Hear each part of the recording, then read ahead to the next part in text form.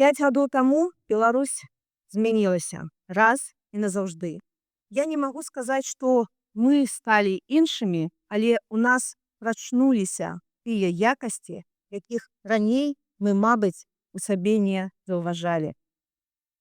Мы пабачылі, як нас шмат, якія мы розныя і якія мы крутыя.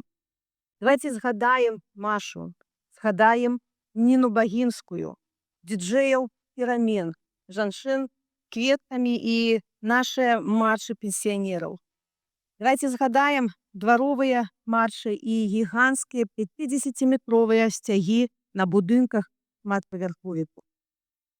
Купалаўцаў на абароне свайго тэатру. Журналістаў тэлебачання, якія дружна пакінулі будынак і далучыліся да пратэсту. А той момант а-ля Чаўшэску, калі завадчане абсвісталі дыктатара.